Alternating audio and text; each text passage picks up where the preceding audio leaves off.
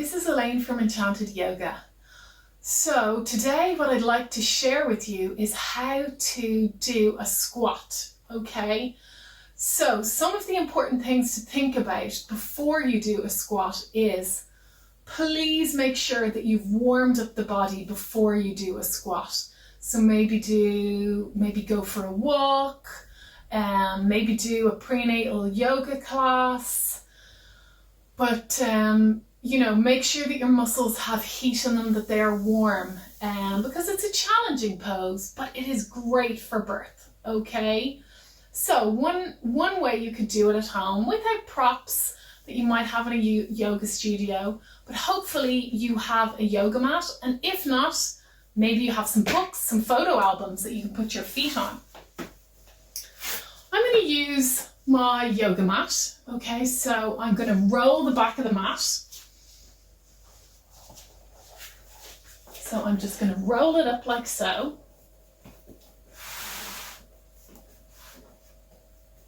Not the whole way, and I may need to adjust it, okay?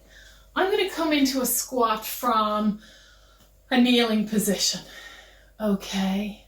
So I'm just going to put one heel on the back of my mat, and I might just have to move it a little bit, and then I'm going to put the other heel on my mat, and I'm going to move around.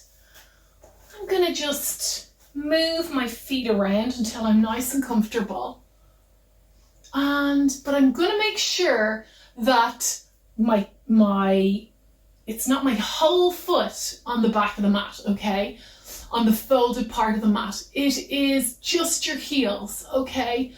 Now, why do I even do that? I do that to just give myself an extra bit of support in a squat, because I'm not at the point in my practice where I can just do a squat, just flat on the mat. Okay, so it just really depends on your practice. You might need something higher. You might need, a foam block, or maybe a cushion, but just make sure that you're safe and stable. You might bring your hands to prayer position and just use your elbows just to ease out your hips. It's just a really lovely way to open your hips, and it is a great way to prepare for birth. Ina May Gaskin said if we did 300 squats a day, birth would just be no problem to us. Well, I don't think we're going to do 300 squats a day. It's not in our culture in Ireland. And, in other countries, people eat like this. They rest. This is their resting position. It's not ours, but we can practice. You could get the couch cushion and put it on the floor, and you might watch TV like this, This could be a great way to practice. And I would practice like this up till, 30, 31, 32 weeks.